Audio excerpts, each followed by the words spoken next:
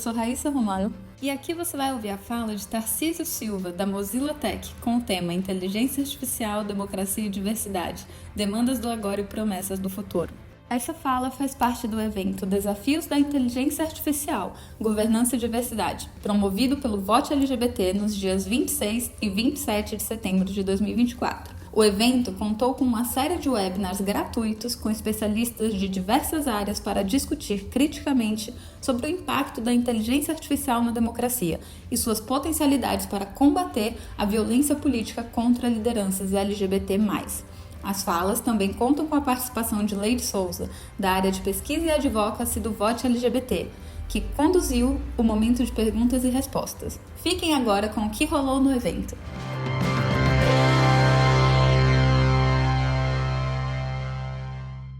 Bom, mas sem mais delongas, eu gostaria de apresentar a Tarcísio Silva, a nossa última apresentação de hoje. Tarcísio é Senior Tech Policy Fellow na Mozilla Foundation, onde produz pesquisa e incidência sobre transparência, responsabilidade e antirracismo na inteligência artificial. É também consultor em direitos digitais na Bong e na NET, mestre em comunicação na UFBA e doutorando em Ciências Humanas e Sociais na Universidade Federal do ABC, onde estuda controvérsias multissetoriais na regulação da inteligência artificial. É autor do livro Racismo Algoritmo, Inteligência Artificial e Discriminação nas Redes Digitais e uma grande referência para todos nós na área. Então, Tarcísio, muito obrigada por sua participação. Eu passo a palavra para você. Muito obrigado, Raíssa. Queria primeiro agradecer, né, a todo o projeto, tanto o Vote LGBT quanto parceiros envolvidos, né, tanto pessoas físicas quanto organizacionais. É uma honra, né, poder estar aqui junto com as colegas na abertura, né, desse evento, né, muito ansioso, né, pelas trocas, né, tanto agora quanto nas atividades que acontecem amanhã. Queria primeiro, né, fazendo eco com o que a colega Fernanda Martins mencionou, né, sobre a semana de visibilidade bissexual, fazer puxar um gancho antes de falar de inteligência artificial de modo geral, para falar um pouco sobre comunicação e suporte, que eu acho que nossa geração, né, que pôde acessar, né, as vantagens das tecnologias digitais computacionais na infância ou na adolescência, também pôde ver alguns modos diferentes de se lidar com tecnologias digitais. Aí, algo que alguns anos atrás eu lidei bem, né? Digamos assim, não exatamente bem, né? Porque falar de processo terapêutico é sempre desafiador, né? Porque às vezes liga a dores, traumas e afins, mas algo que eu, digamos assim, teorizei sobre uma experiência minha na infância, né? De descoberta sobre categorizações sociais, foi a primeira vez que eu sofri uma violência ligada à não normatividade do que seria, né, um homem cis, já ligado, né, a um enquadramento, né, homofóbico barra bifóbico relacionado à comunicação. Quando eu tinha 8 a 10 anos de idade, eu fiquei fascinado com um gravador de fitas cassete. Tinha acesso a poucos recursos, né, poucos brinquedos e afins, mas a minha prima tinha um gravador de fita cassete e a gente começou vamos gravar as músicas que a gente gosta, ouvir rádio, e era uma relação com o suporte, o registro, muito diferente. É, Era, né, imagino que boa parte das pessoas que estão assistindo aqui, né, são adultas, né? Então talvez passaram, né, por esse período também, mas talvez algumas pessoas mais jovens não tiveram essa cultura, né, do registro em fitas cassete e VHS. Então isso realmente foi um marco assim, né, que me fascinou com a comunicação. Pensar que eu poderia gravar durante alguns momentos músicas que eu gosto, fazer uma curadoria dessas músicas e poder reproduzir na hora que eu quisesse. Aquilo era absolutamente fantástico. E foi um período que eu estava procurando também ouvindo bastante rádio, e eu fiz um experimento ali com 8, 9 anos, não lembro exatamente. Pensei, e se eu gravar minha voz, fingindo que sou um apresentador de rádio? Gravei, fiquei super feliz, super orgulhoso. E aí, quando eu mostrei para alguns familiares, dois familiares reagiram de uma forma muito problemática, né? Disseram, deleta isso, não grava de novo, etc. E o gancho era, o problema era porque a minha voz era muito afeminada. Então, naquela violência, digamos assim, ao mesmo tempo, eu tive um olhar sobre o que é esperado, né, para ser, né, um homem correto, digamos assim, ao mesmo tempo o rechaço do que era visto como feminino ou do que era visto como não normativo e uma conexão com a questão do registro, que vários anos depois, né, eu pensei muito sobre isso, porque era uma questão que eu acho que dialoga muito com o que a gente pensou hoje sobre registros de categorias, de pontos de dados, o que é aceitável ou não, o que era aceitável ou não em outros períodos. Então, naquele contexto ali, né, de uma criança relativamente inocente para essas violências de gênero e expectativas de gênero, é, o ao vivo, a oralidade, não tinha sido ainda uma violência para mim, né? Não tinha passado por violências desse tipo. Isso aconteceu depois na escola, né? Mas no momento que no contexto familiar, né, onde é aquela questão, provavelmente eu já era visto, né, como, seja por essa questão de não normatividade com a questão masculina, seja por outros tipos de divergência comportamental, não era visto, digamos assim, como normal, exatamente, mas o registro foi um momento em que era menos aceitável ainda. Na medida que eu registrei a minha voz supostamente afeminada, numa fita cassete, a gente tinha aquele espaço que não era possível negar essa dissonância, digamos assim. Isso foi algo que teve, né, alguns impactos na minha vida junto com outras coisas, né, como qualquer pessoa que foge um pouco, né, dos padrões sofre, mas algumas décadas, literalmente, depois, eu pensei muito nessa ocasião quando a gente pensa no suporte. Como durante tanto tempo, e ainda acontece, e são nossas lutas, né? A apropriação do suporte relacionado à produção de comunicação, produção de mídia, registro de nossas histórias, registro de nossas vozes, registro de nossas diferenças, foi negado. Diferentes grupos, né, vulnerabilizados por uma questão ou por outra, ou por diversas interseções, lutaram pelo direito desse registro. E agora, nesse momento, né, onde a inteligência artificial ganha uma centralidade na esfera pública, nas conversas sobre democracia, como a gente está discutindo aqui, é um momento também, né, que em parte do Ocidente ou de países ideologicamente afiliados com o Ocidente, há alguma valorização, né, das diversidades de gênero, diversidades de sexualidades, diversidades étnico-raciais, em grande medida por pressão de consumo, não é? A gente viu como os últimos anos, seja da TV Globo até o Hollywood, e os heróis negros, por exemplo, ou as primeiras protagonistas trans em programas televisivos no Brasil, aconteceram agora não por beneficência, né, dos canais de mídia, mas pelo esforço intelectual, epistêmico e de consumo, né, desses grupos. E aí, a conjunção dessas duas coisas levou a um panorama, me parece, de, em algumas camadas, inverso daquela rejeição do registro que tínhamos há 20 anos atrás.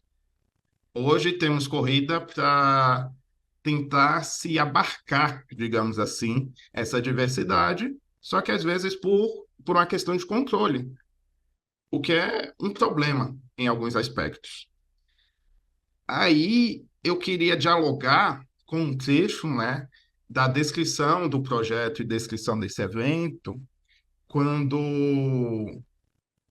no documento, né, que a gente recebeu para o painel, tem o trecho que concordo plenamente, né, que diz que é imperativa a necessidade de se politizar o que se apresenta como técnico e universal, reposicionando grupos socialmente marginalizados para o centro do debate. E é essa reposição, digamos assim, esse reposicionamento dos grupos socialmente marginalizados para o centro do debate pode ser lido de diversas formas diferentes. E fazendo eco, né, ao que as colegas mencionaram sobre a plataformização, o oligopólio das tecnologias, às vezes nos parece que responder à questão de que como a inteligência artificial pode impulsionar a diversidade de um lado, ou combater violências, né, LGBTfóbicas ou violências racistas de outro, tem sido uma ideação, digamos assim, bastante difícil. Por algumas características que a gente vê na hegemonia, né, do quem detém o capital, de quem detém os oligopólios da tecnologia, como a Dani mencionou. Eu queria mencionar, trazer aqui mais algumas pensadoras, né, para essa mesa, a exemplo da Alex Hanna e Tina Park, que são desenvolvedoras, né, que têm um trabalho que eu acho absolutamente maravilhoso, chamado, né, ainda não tem uma tradução, mas seria algo como Contra a Escala, Provocações e Resistência ao Pensamento em Escala, onde as duas autoras apresentam, né, do ponto de vista desses debates tecnopolíticos de hoje, como a noção, né, de escalabilidade nas startups, no capital financeiro que apoia a tecnologia e nas big techs é um problema para a própria diversidade ou possibilidades de pluralidade das tecnologias digitais, incluindo inteligência artificial. Aí, abrindo mais aspas para o que a Alex Hanna e Tina Park mencionam, vou citar aqui, né, umas 4 frasezinhas desse artigo. Elas falam, ó,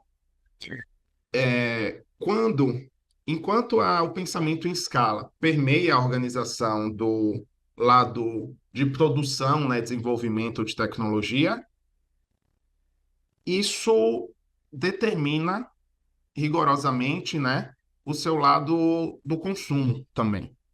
O pensamento focado em escala requer um caráter de igualdade, no mau sentido, né, de padronização dos usuários, das usuárias, e dos usuários, nesse caso, né, mais provavelmente, né, onde o usuário seria, né, esse homem branco eurocêntrico, ou especificamente, né, de um usuário que está num espaço constrito de imaginação de quem é esse usuário padrão. E aí, nesse mundo, né, nesses containers, nessas caixas, quando a gente pensa a possibilidade de operar de jeitos que não sejam estandardizados, faltam os recursos para isso. Então, o desejo, né, e voltando para aspas novamente, né, o desejo da startup padrão, digamos assim, a startup que quer ser um unicórnio, né, quer ganhar 1 bilhão de investimento, ter uma avaliação no, é, no capital financeiro, o desejo da startup é garantir que os usuários estejam nesses limites, né, nessas fronteiras do que é universal. Então, a heterogeneidade se torna antitética à escalabilidade, porque o mesmo produto e serviço não pode ser duplicado para servir uma audiência difusa. Uma base de dados variadas significa que muitas soluções diferentes são necessárias, mais do que uma solução escalável. Aí a gente tem uma grande paradoxo, digamos assim. E aí eu posso utilizar o exemplo, né, que a Fernanda trouxe, né, sobre os termos claramente ofensivos, né, à candidata naquele contexto, né, de provocações transfóbicas. A Fernanda nos lembra, né, que é um tipo de termo, né, que é, inclusive através de inteligência artificial, pode facilmente ser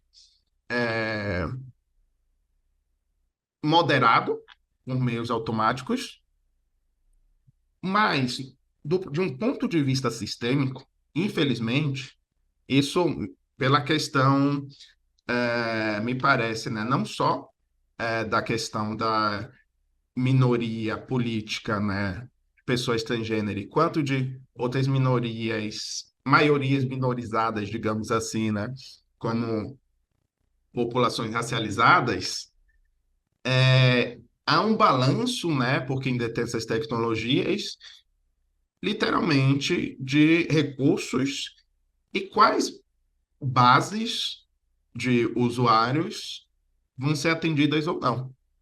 Me parece, com grande grau de confiança, de que ambientes como os citados, né, ao implementarem recursos de automatização, né, dessa moderação de conteúdo para evitar as violências transfóbicas, vai, ao mesmo tempo, gerar revolta de grupos transfóbicos que vão se ver, né, falsamente impedidos, né, em suas supostas liberdade de expressão, que a gente sabe, né, que é liberdade de ódio, e há escolhas aqui.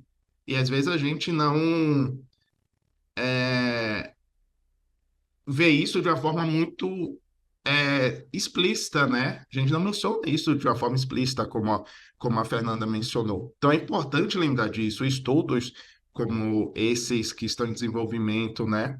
Porque são escolhas realizadas, né? Então, quando essas escolhas são realizadas e essa noção de escala pelo capital coloca grupos diferentes sendo violentados de diversas formas, talvez uma pergunta importante seja: a gente quer se debruçar por uma perspectiva, digamos assim, reformista, universal, para as plataformas digitais, para a web, ou literalmente, né, construir e tentar desenvolver políticas públicas, mobilizações por outros espaços de articulação. E aí, isso queria ligar isso a outro aparente paradoxo, a partir de um caso que eu analisei no meu livro, relacionado à possibilidade da inteligência artificial e da datificação, paradoxalmente, ser vista como de um ponto positivo, porque ela pode ser vista como uma sinédoque. Essa é uma metáfora que a pesquisadora Redit Abebe utiliza, né, na tese dela, uma tese maravilhosa que se chama Desenhando Algoritmos para o Bem Social, e além de alguns estudos, né, sobre a implementação de sistemas algorítmicos para impactos positivos em diversas áreas, que evidentemente, né, isso é algo possível, né? Ela pensa como, quando a gente pensa dados pessoais e dados que registram dados sobre as pessoas, sobre as relações sociais, o fato da datificação acontecer, paradoxalmente, pode gerar mais luz sobre esse problema social. Então, ela propõe que computing, né, a computação, e aí pensando sistemas algorítmicos como parte, né, da lógica computacional, pode agir como a sinédoque, uma parte que representa um todo maior no discurso e na crítica. Então, a computação nos pode oferecer um foco tratável, né, para descobrir algo novo ou trazer atenção renovada a velhos problemas. E aí, um exemplo real de, paradoxalmente, um sistema algorítmico ser visto dessa forma como Cinedoc foi o caso de um estudo publicado na Nature Science, eu não lembro exatamente, mas uma dessas principais revistas científicas do mundo, que foi um estudo de um grupo de pesquisa liderado por um cara chamado Obermeier, que descobriu, fez uma auditoria dos sistemas algorítmicos relacionados à priorização de pacientes. E, a partir disso, descobriu uma disparidade na construção de filas, né, da priorização entre pacientes brancos e pacientes negros. Nesse caso específico, o laboratório do Obermeier teve acesso aos modelos algorítmicos e as bases de dados utilizadas. E aí fez um cruzamento para fazer essa análise de disparidade étnico-racial. E descobriu que as métricas utilizadas para alimentar esse modelo eram métricas que representavam decisões racistas em diferentes momentos de conexão, né, entre pacientes e as estruturas, né, instituições médicas.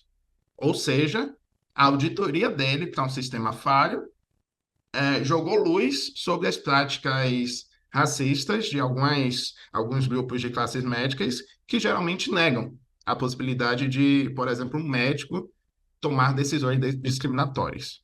Só que esse caso é um caso único, no sentido de que essa transparência para a auditoria geralmente não é o padrão, geralmente não é permitida. Então, talvez, pensando como a inteligência artificial, paradoxalmente, pode promover modos diversos, né, de ver o mundo e de existir, é resolver esse paradoxo. Ok, a inteligência artificial está sendo implementada, às vezes, de uma forma problemática. Como que a gente pode ter uma mobilização política radical por transparência que, a médio prazo, vai, paradoxalmente, gerar mais informação sobre essas dinâmicas de opressão para a gente corrigi-las. Então, estourei um pouquinho o tempo, mas é um paradoxo que eu acho que é a principal questão quando a gente pensa hoje diferentes tipos de discriminação algorítmica. A transparência pode mostrar os problemas dos sistemas e boa parte dos oligopólios de tecnologia não quer transparência porque mostraria essas falhas. Obrigado. Meu Deus, é exatamente, que fala incrível. Novamente eu fico aqui reagindo de forma até meio boba, né? Porque vocês estão sendo incríveis nas apresentações. E essa questão do paradoxo, né? A gente está vivendo esses dilemas. E vai também, como a Fernanda tinha mencionado, a dificuldade de compreender contexto, de como moderar, inclusive, um conteúdo que às vezes a gente se apropria daquele termo, né? Então. São muitas dificuldades que parecem que a própria estrutura da forma como é atualmente essas ferramentas é, sofre para lidar com a diversidade, com o nosso contexto, com o local. E esse painel que a gente tenta mapear quais são as demandas, está muito nesse sentido de entender também todas essas limitações. Um ponto que a gente foi entrando, né, agora nesse final da fala é sobre como fazer essas auditorias de forma independente mesmo e constante, não uma inclusão predatória, né? Como fazer isso de forma eficaz, né? No desenvolvimento, um desenvolvimento que envolva equipe multidisciplinar, que seja diverso no próprio desenvolvimento dessa tecnologia e depois em auditorias e transparência, o quanto é difícil ter acesso. Eu vou passar para o Tarcísio também, para as considerações finais, e agradecendo muito essa oportunidade. Queria agradecer novamente, né, a oportunidade também e o convite. Eu acho que essa lembrança da possibilidade, né, de autogestão, né, até dos nossos próprios dados, foi um gancho relevante, né? O Ramon comentou, né, sobre essa questão de até para extrair os nossos próprios dados, né, individuais, hoje temos mais barreiras. Eu lembrei eu finalizei o meu mestrado, né, em 2012 e analisei especificamente aplicativos que no ecossistema, né, do Facebook e do Twitter e de outras plataformas, mas sobretudo essas duas plataformas, o que a gente se chamava na época de aplicativos de análise de informação social, onde a gente podia analisar melhor os nossos históricos de dados. E aquilo, né, no início da chamada Web 2.0, plataformas de mídias sociais, era até uma ferramenta de autoconhecimento. Então, as pessoas podiam fazer, né, histórico, observar gráficos sobre o que falou anos atrás, né? E depois isso se transformou até em recursos das próprias plataformas, né? Por exemplo, a ideia de timeline pessoal, né, que se solidificou no Facebook, foi construído a rigor, né, a ideia por desenvolvedores externos que utilizavam as APIs. E com cada vez mais fechamento, né, dessas plataformas, a gente perde essa possibilidade de hackeamento, de remixagem, né, do que está aí na mídia, do que a gente pode fazer, que historicamente, né, tem sido também, seja nos meios digitais, seja em meios anteriores, né, feitos por grupos minorizados, né, que conseguem produzir criatividade vernacular, seja para recursos de mídia, seja até em gêneros, né, quando pensamos em gêneros artísticos. E aí eu acho, né, que essa proposta de debatermos, né, de forma mais intensa as diferentes tipos de pluralidades nos leva a pensar, né, como que a gente pode ter compromissos políticos para que a web, que a internet realmente seja plural, também interfaces, né, que reflitam essas possibilidades. Então, estou bastante pensativo, né, sobre o que a gente trocou aqui hoje. E eu acho que essa questão de participação social é um dos pontos chaves, né, que em diferentes mecanismos regulatórios está literalmente faltando, né? Então, pessoas como as que estão aqui, né, seja na organização do evento, seja no painel, né, como a própria Fernanda Leite, tem tentado atuar, né, por regulações melhores da inteligência artificial, incluindo esse ponto de participação social. Hoje, eu, inclusive, estou em Brasília porque o Judiciário, né, o Conselho Nacional de Justiça, está discutindo o tema sobre se o uso de IA pelo Judiciário deve ou não ter participação social, por exemplo, para questões como IA generativa, e a perspectiva de defesa da participação social é super minoritária. Uma das poucas pessoas, né, convidadas para essa audiência pública que mencionou isso foi a ministra Edilene Lobo. Não por acaso uma mulher, não por acaso uma ministra negra, né? Entre as pouquíssimas que temos. Então, eu acho, né, que esse contexto é essencial, né? A gente precisa lutar por essa participação social. Incrível, porque realmente não é apenas falar, olha, precisa, né? Temos, essa é uma das formas que a gente poderia enfrentar esses desafios, mas entra na dificuldade de conseguir. Mas eu estava tentando fazer essa ponte, né? Como a dificuldade de participar, né? Falar, olha, até falar precisa já é um primeiro passo, e depois conseguir, aí parece um sonho às vezes, né? Quando a gente vem com as alternativas, a gente fala quando que a gente vai conseguir efetivamente materializá-las, né?